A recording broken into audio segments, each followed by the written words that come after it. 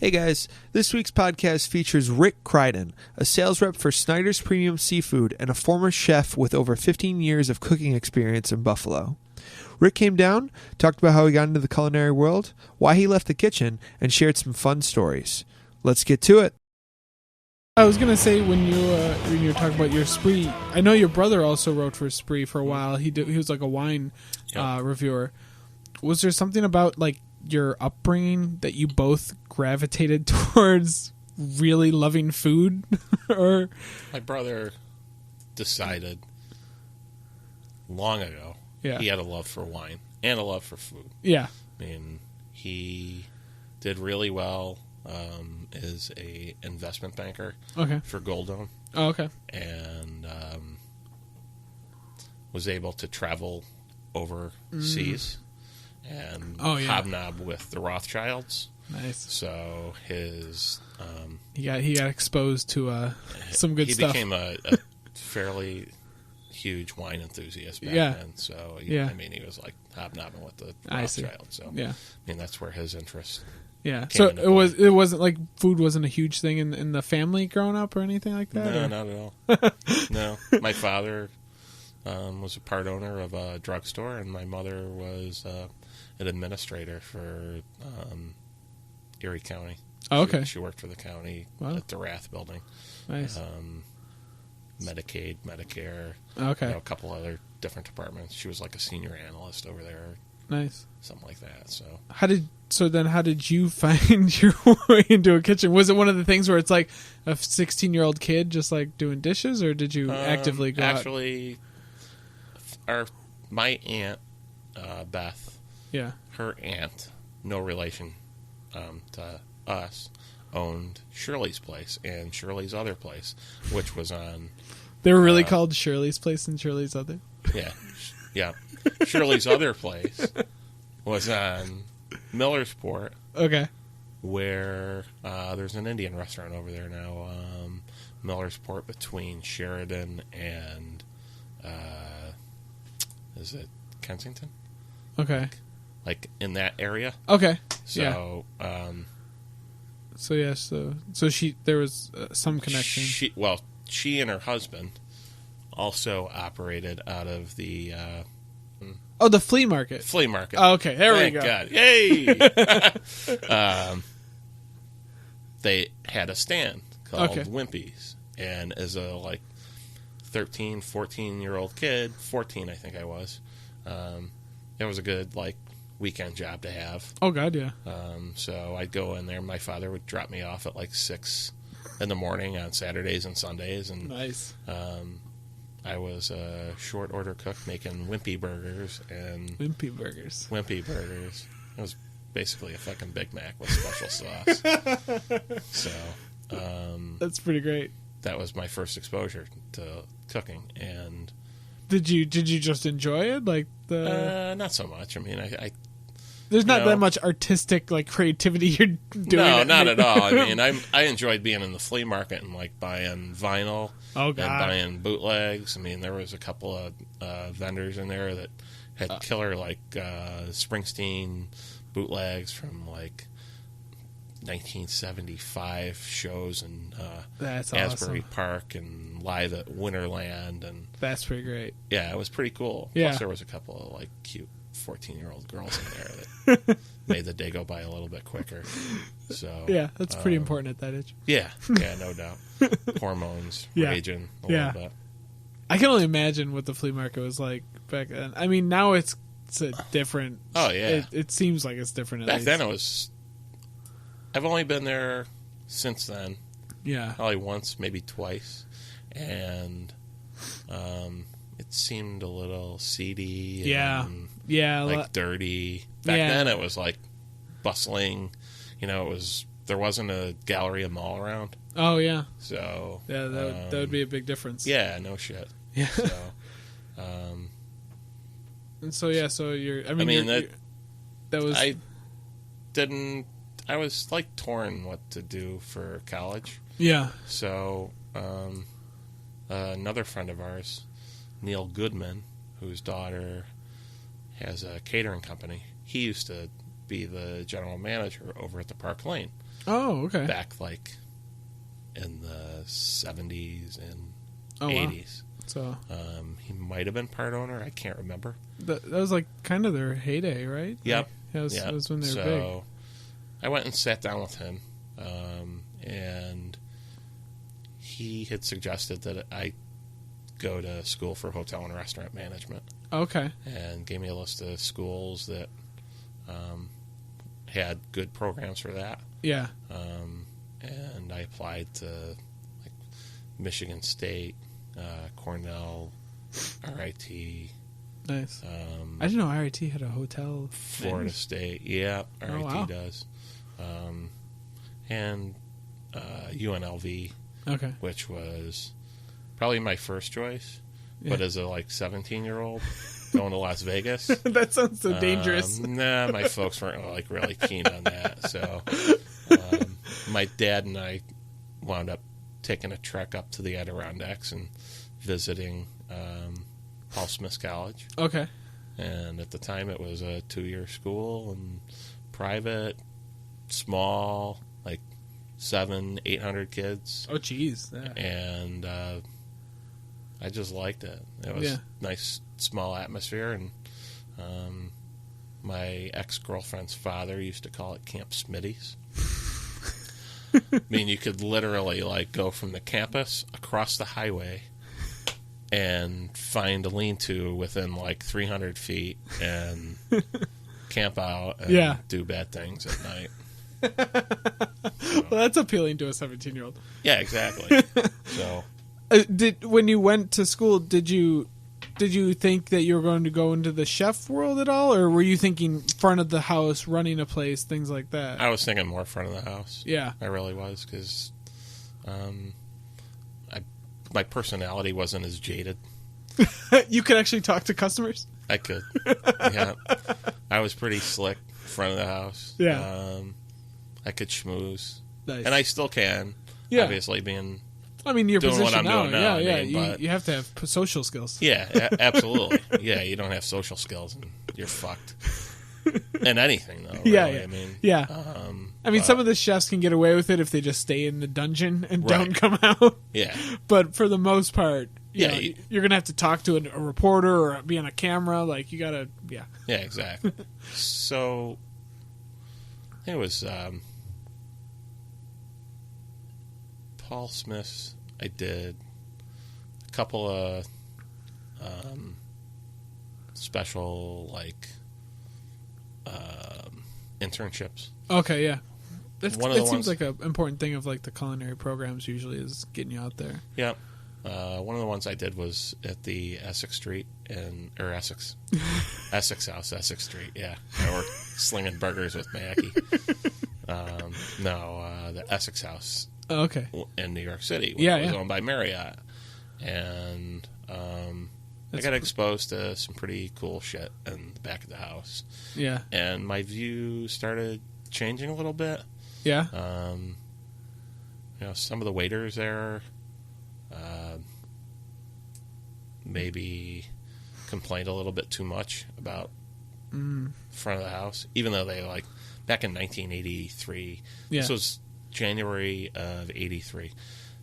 These guys were making $120,000. Jesus. As a waiter at the Marriott Essex House. Yeah. I mean, that's crazy money. That was a shit ton of money back then. Yeah. So, even in New York, that's still ridiculous. Yeah. Yeah. After Paul Smith's, I went to RIT. I transferred there. Yeah. And finished up there with a BS in hotel and restaurant. Nice. And then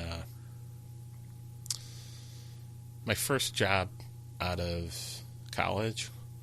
One of the reasons I went to RIT was for the ex-girlfriend. And so many choices are made like that. Yeah.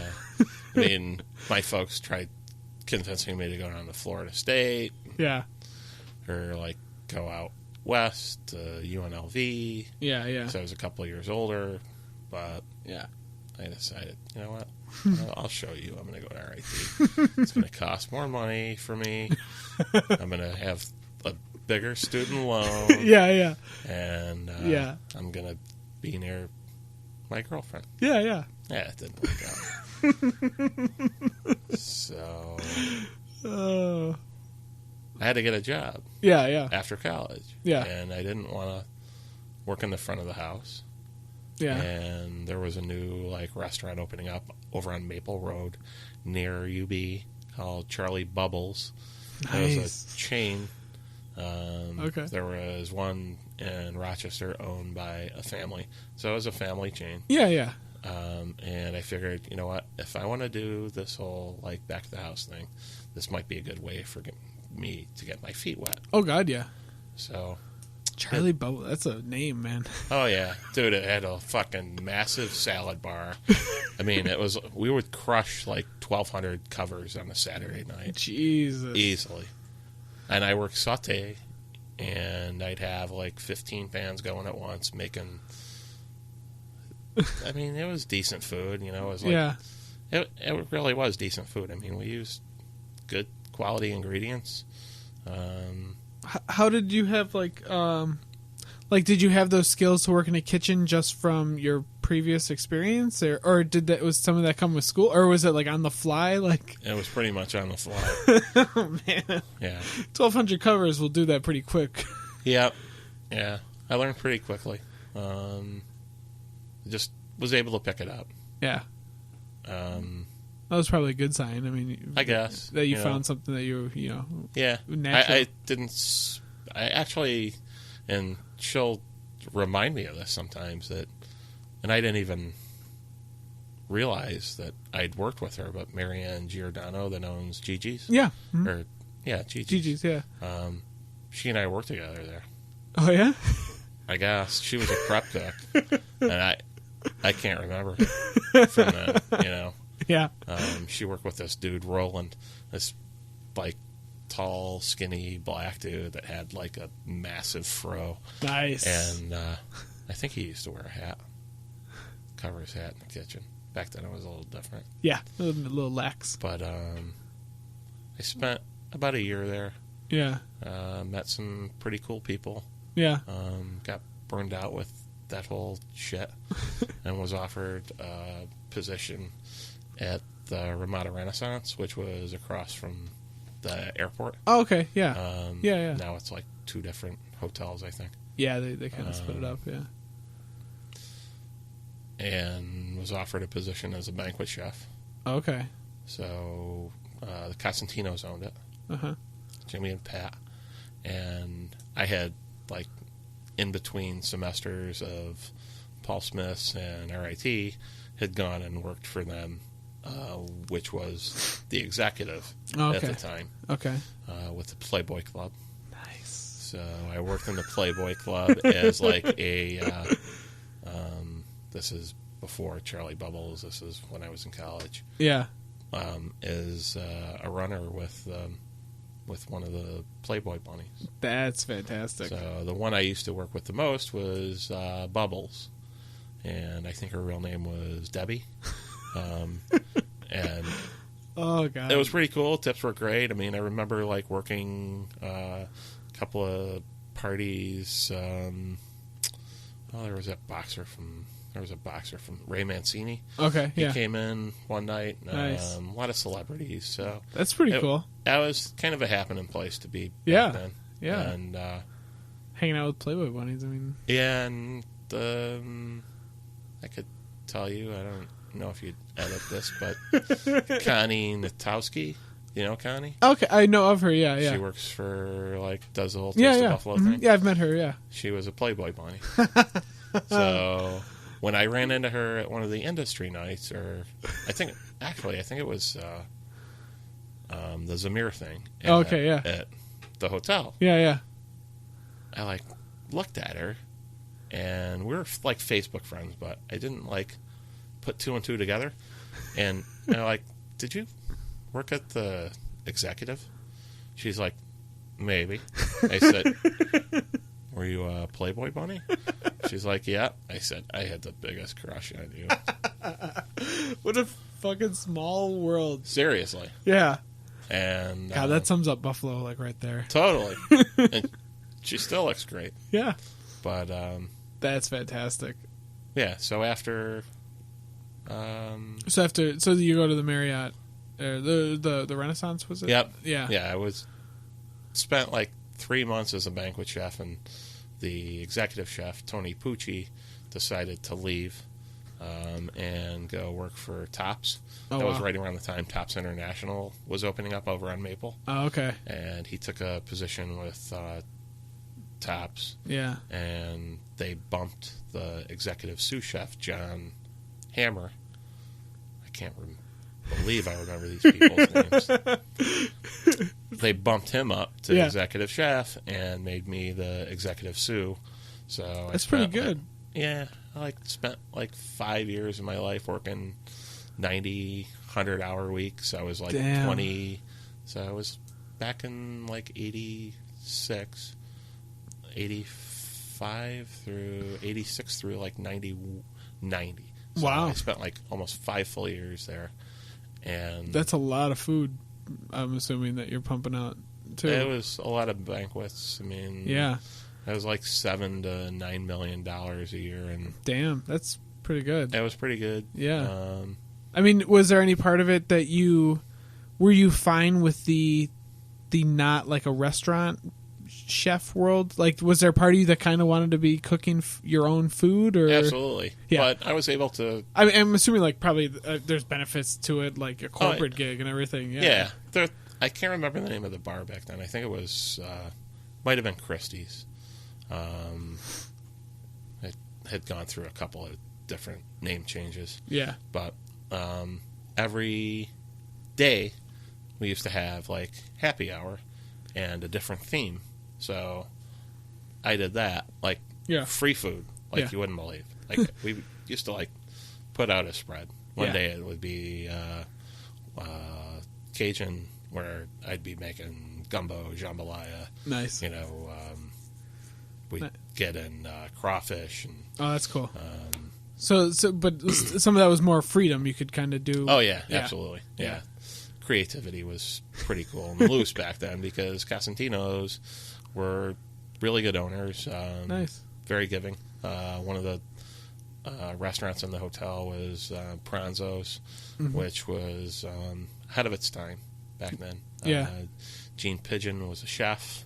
The consultant for Pranzo's was a guy by the name of Mark McEwen. He's a pretty well-known celebrity chef up in Toronto. Oh, okay. He had a restaurant. Back then, it was called Pronto. And he's like maybe similar in stature to Jeffrey Zakarian. Oh, okay. Wow. Yeah. I mean, something along those lines, you know. He's a Top Chef Master of Canada or whatever. That's a pretty big deal. Iron Chef, whatever. I don't know. Whatever they have there. Yeah, exactly. So, but we did like all our own pastas. It was the menu. I mean, having him as a consultant, and Buffalo food scene back then was not nearly as progressive as it is now, obviously. Yeah. But, I mean, you had like a few restaurants that were cutting edge. I mean, there was Oliver's back then. Yeah. There was Oliver's. So, left the Renaissance, was hired as, I needed to like... Did you have to get out of the hotel I had to scene? get out of like working 90 to 100 hours a week, and like you're 24, 25 years old, you're working. What do you do? Any chef wants to like go out for a couple cocktails after work. Yeah. So working, 90 hours a week. Not a lot of on time. average, I probably got like an hour and a half, 2 hours of sleep a night for like 5 years. Jeez. So that'll catch up. It was rough. So I had to like basically regroup. Yeah. For lack of a better term. Yeah, I gotcha. And went, and Peter Longo, who's a sales rep with Curtsy. Okay. I know Peter. He owned the Saratoga. Okay. Which was over in Delaware. Okay. And he offered me like a job to come over there just for like 6 months to chill out and do, nothing but, like, cook decent food and just chill out. Yeah. So I did, and then, I was approached by the guys over at Just Pasta. Okay. That was back in 90. A lot of people seem like they came through Just Pasta. I was talking... That was where Roma is now, right? Yep. And I know Joe George was there. Joe is actually the opening chef there. Yeah, and I know Deb Clark worked there for a little bit. I think she was a pastry chef there. And somebody else. Jenkins was there. Yeah. I mean, it seems like... it's like kind of one of those things that's like... Not Oliver's level, but like close to like where a lot of people came through. Yeah. Like I was there from 92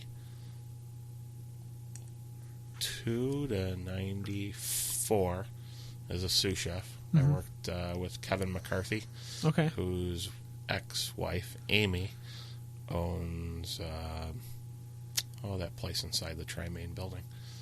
okay. Yeah, I don't know the name of it. Yeah, I can't remember the name of it. And she used to be part owner over at Globe. Okay. Kevin works over there now. He also works at the Tapestry School. Oh, okay. So he got out of like doing it full time. But he I spent a couple of years at Just Pasta as a sous chef. I lived across the street on Ashland. Oh, nice. So I could like roll out of bed and be in their parking lot, like, in 5 minutes. And that was awesome back then. Yeah. That was before the expansion. Yeah. And we were just like crushing it. And Fresh Pastas, Don Worth and his partner Ron Morga were doing the right thing. Yeah. Then I was offered a position. Billy Yacht owned Brick Alley Bistro. Okay. Where Hutch's is now. Oh, okay. And he had some issues, and his mother called me, offered me the job as executive over there. Tried to come and straighten the place out. Yeah. And it was pretty sad, like what I walked into. Yeah. Because the building, I mean, you've been there. Yeah, yeah. I mean, Hutch's, like, the bar area alone is killer. It's so gorgeous. Yeah, and we were doing really well. I was putting out some good quality food.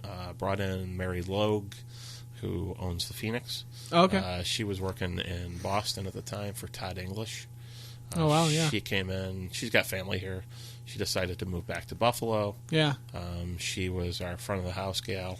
We were like pretty much turning things around. Unfortunately, Betty had a bookkeeper, this guy Shane, who was like skimming off the top, ripping her off. Yeah.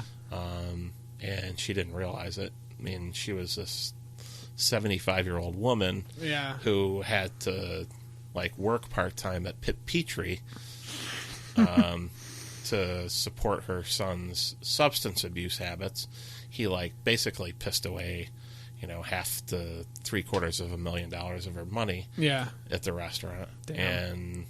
And, even though we were doing well, there's no catching up for that. I mean, you can't. You got to do like $15 million in sales to make up for that. Yeah. There was no way. Jeez. Taking like, we'd still be trying to work off of it. Mm-hmm. So Mary and I Mary actually decided that she wanted to take over that building.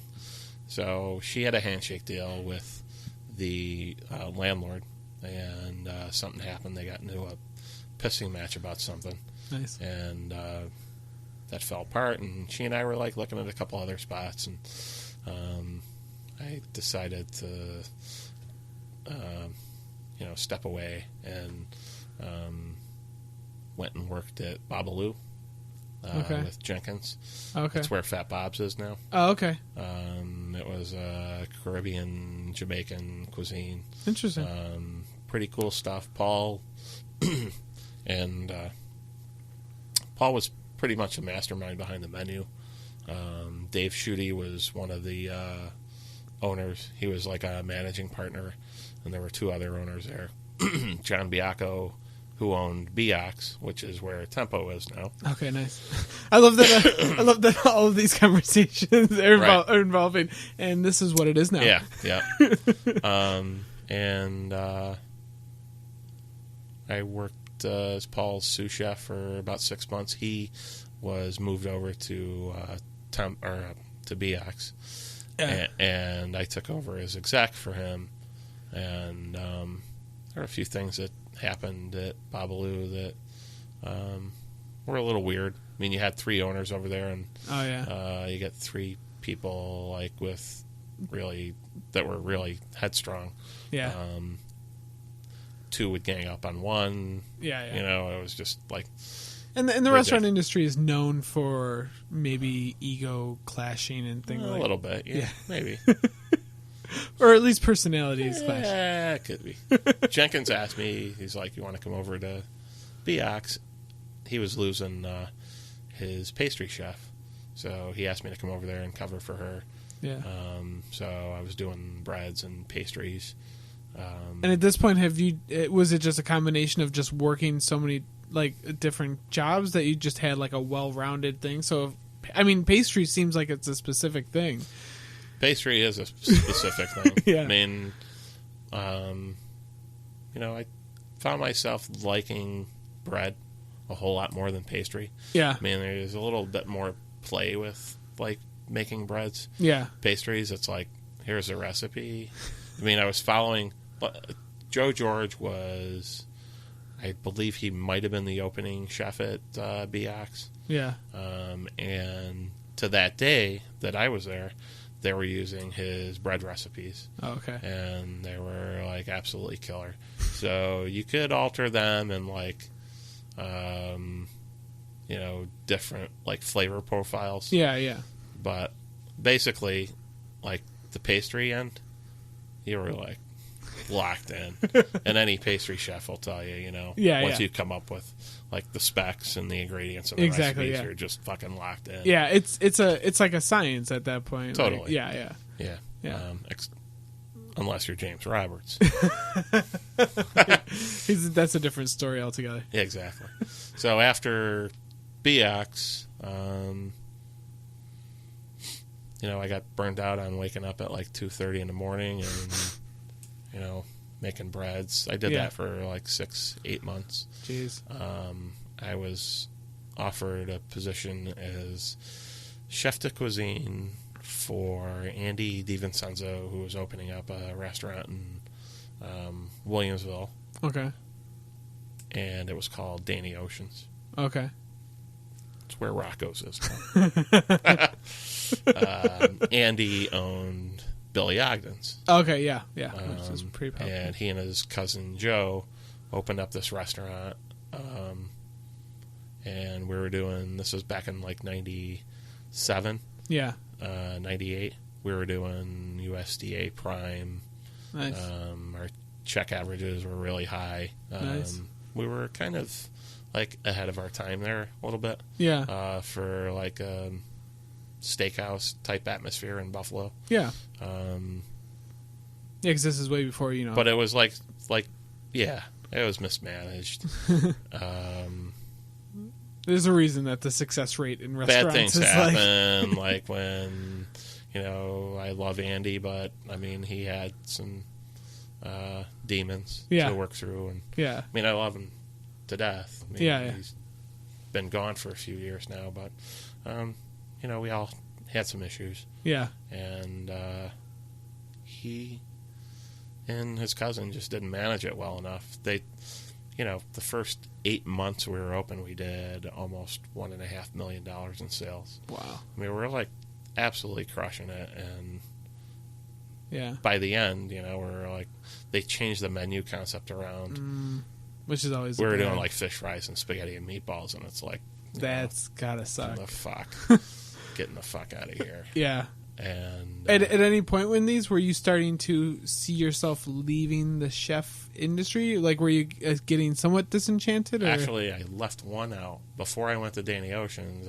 After Biox, I was the I was hired as a sous chef and became executive chef at Saki's for about 3 years. Oh, okay, yeah. I heard. I think Krista told me that you were part of the. Yeah, because that was Cooney, right? Cooney. Or he had been there for a period of time. Cooney was there probably for about 3 months. Oh, okay. So maybe not that and much. he decided to go back to Japan. Oh.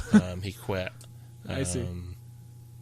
He was there 3 months when I was there. Yeah. And he was probably there for 6 or 7 years. It was open from 1990 to 97. Yeah. It was like one of the first sushi places in Buffalo. It was. If not the, I think it was the first. Yeah. If, one of the first couple. Yeah. And we were doing Pacific Rim, back of the house. By the end, Bob Rich decided that, he didn't want to have a private restaurant. Yeah. That if he wanted really good sushi, he could probably just jump in his company jet and go to New York. Yeah. Yeah. Go to New York or wherever. Yeah. So that's kind of crazy in retrospect that the reason Buffalo had a sushi restaurant was because Bob Rich basically wanted to eat sushi in Buffalo. Yeah. Pretty cool. Yeah. Right? I mean, it's great. I mean, it worked out. I mean, obviously sushi would have eventually came here, but I mean, bringing Cooney here was, it's changed how things Cooney's work. badass. Yeah. I mean, I love Mike. Those guys do a killer job, but just classic Japanese style. Yeah. I would go to Cooney's. I would argue that I don't think anyone is doing what they're doing with sushi, traditional and just crazy ass things. Like every now and then I'll see somebody post a picture of something they had, and it was like, I don't even know what that is. Yeah, Jeff Bisinger. Yeah, Jeff Bisinger. Yeah, he always has some crazy thing. He's like, yeah, this is the liver of this obscure fish. I'm like, okay, great. Yeah, Cooney knows his shit. Yeah. And he's really soft spoken and super nice guy. How was learning how to cut sushi and everything? I started out there as a sous chef. The executive chef, Paula Kopaz, was transferred over to Rich Renaissance. Mm-hmm. So I took over her position, and I helped develop the back of the house menu. Every Monday night, I would go out and be the white guy at the sushi bar spinning.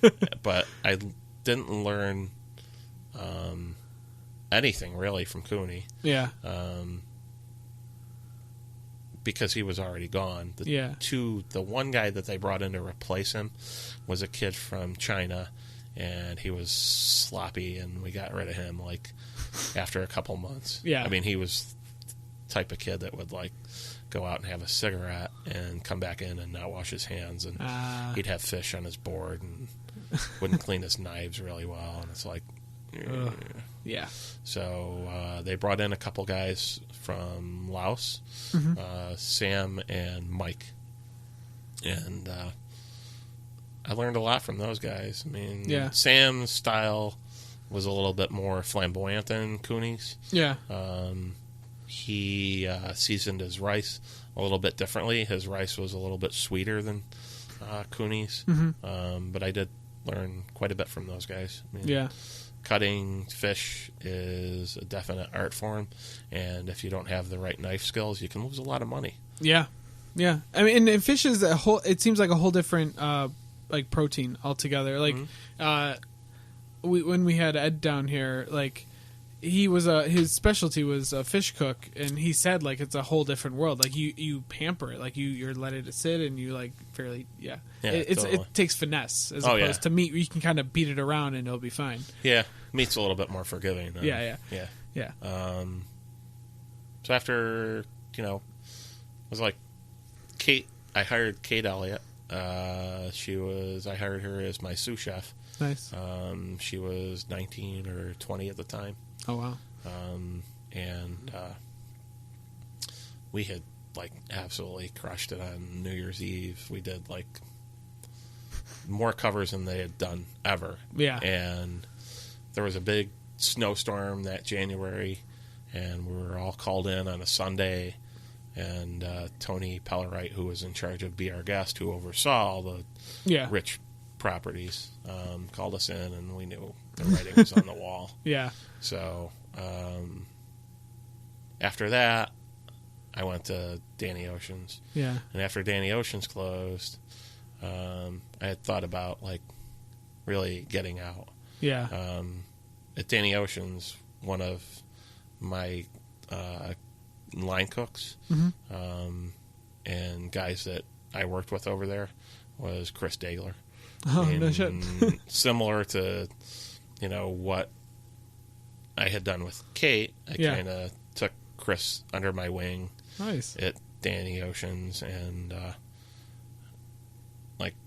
helped him evolve a little bit. Mm-hmm. And then Danny Ocean's closed. Yeah. Chris went on to, within 2-3 weeks, went to Encore, or not Encore, Oliver's. Yeah. Yep. That was right around time the Sabres were in the Stanley Cup Finals against Dallas, so that was like June of 1999. Yeah, that would have been 99.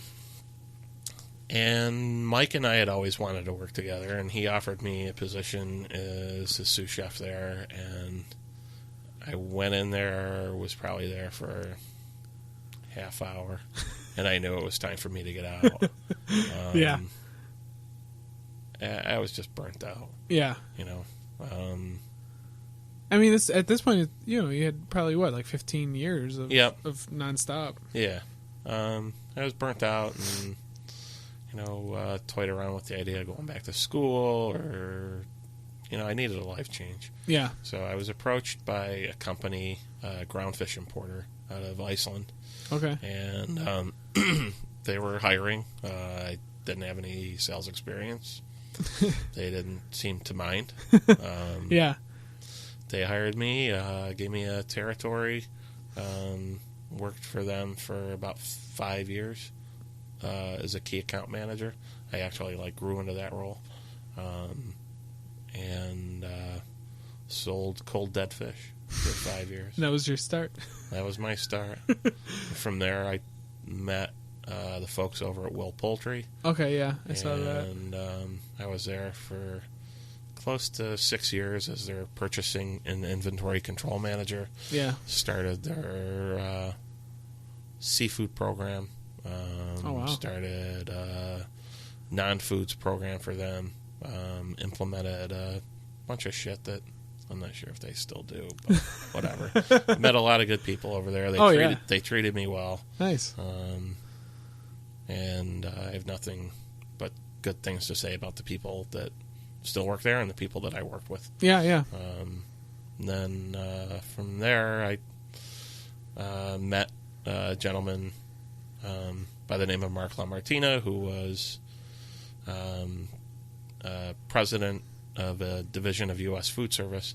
He had come in to Will Poultry, was hired as the chief operating officer at Will by Don Will. Spent about 2 years with Mark. He left to go to Latina Food Service. Okay. I remember listening. Brought me with him. Yeah. As his director of purchasing. At the time, my mom was her health was failing. Yeah. I don't think it was really a good fit at the time. My head wasn't in the right place, and I left. I was having conversations with the boys over at Schneider's. Yeah. I've known those guys for I've known Steve, one of the owners, the older brother, probably for 35 years. Okay. He was actually married to my first cousin. Oh, wow, yeah. So I've known him for quite some time. Yeah, I'd say. But, I had conversations with them over the years, and the timing was right, and they hired me to be the, chef, purchasing director, and throw in some sales accounts that guys that I'm friends with and familiar with. Nice. So that's what happened. That's where we end up. 2 hours later, do you think, when you made that jump, the first jump to the sales position, obviously it's a completely different lifestyle. Oh, yeah. You now have nights and weekends of available. Quality of life was important because, my wife was getting burnt out. New Year's Eve. Yeah. Trying to race home by like midnight. Yeah. Not that it's like, the most important thing in the world. No, but I mean, that's like, pretty much every holiday is exactly. going to be like that. Nights, weekends, day off. What do you want to do? Sit around and sleep. Yeah. And you're like a zombie. Yeah. So after a while, it kind of wears on a relationship unless your partner is in the same field. Yeah. Which is good with Steve and Ellen. Yeah, oh God, yeah. I mean, they have a really good understanding. But my wife was never like in the restaurant business, so she didn't have an appreciation for the daily grind and like Yeah.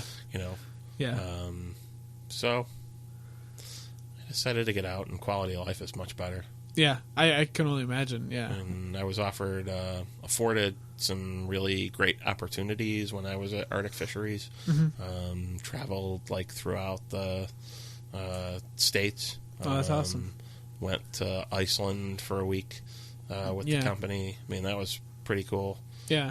Went on some fishing boats. Didn't actually go out to sea, but we did go out to sea. We went fishing on the North Atlantic. Nice. One day, just on a whale watch bus or bus, on a bus. Yeah. We were out on a bus, but it was pretty cool. Nice. So quality of life. Yeah. Was there any point where you missed the kitchen or maybe the guys or? I miss it to this day. Yeah. Every day I miss it. Like, I mean, obviously your job is you are in these kitchens now talking to chefs and sales and things like that. Yeah. Is there a part of you when you walk in there that you like miss the? Depends on what time of day it is. If it's like, if it's a dinner place. Yeah. And I'm walking in at like 1:30, 2 o'clock just to shoot the shit. Yeah. Then, I miss a little bit of the creativity. Yeah. That's most of what I miss. Yeah. I miss the creativity. Yeah.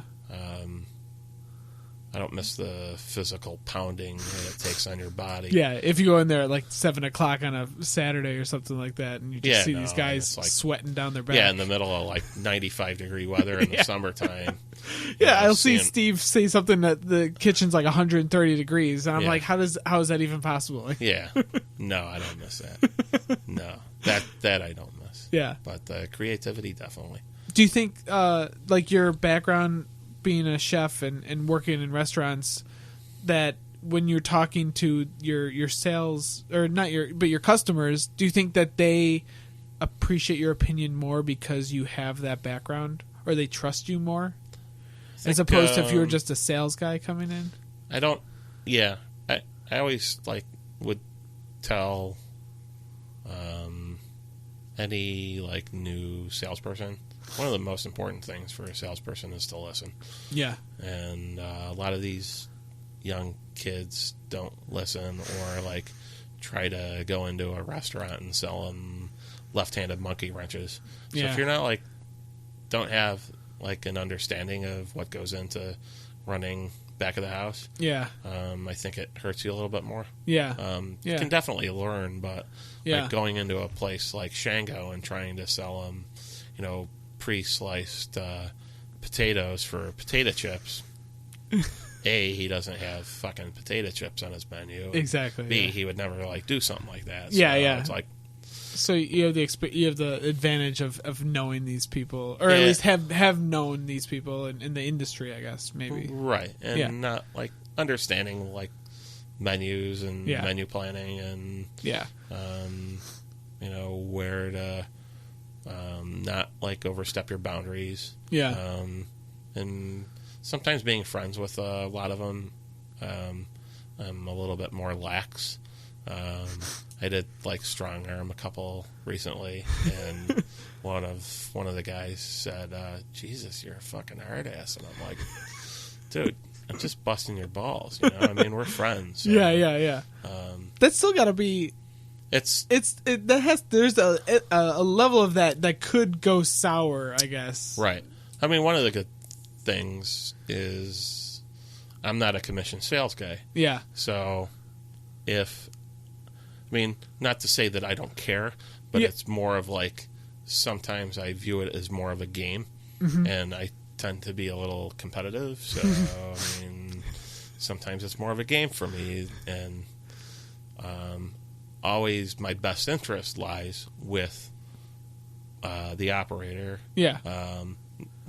With our company too, but friends buying the best quality ingredient and not being hosed by price. Yeah. Not being gouged. I had a friend tell me this week that one of our competitors said, I don't know, fucking how Criden fucking does all this shit and, blah, blah, blah, and this and that. And he's like, fucking undercuts me at this place, at that place, at this place. And the chef looked at him and said, not once since we've been doing business has he asked me for what I'm paying from you or like who I'm buying from. Yeah, yeah. Because that's not my style. Yeah, yeah. I mean, I say, here's what I have, here's the price, I have your interest at hand. Yeah. The quality will be good. Yeah. There you go. And if something happens where the quality is below their certain standard or there's an issue, I correct it right away. Nice. Because not everything is like stamped out of a press and not everything is perfect 100% of the time. Exactly, yeah. So, have you noticed, as you've been in this side of the industry for a little bit, people ordering or maybe doing more adventurous things or trying to find, I don't want to say weirder things, but more obscure things maybe?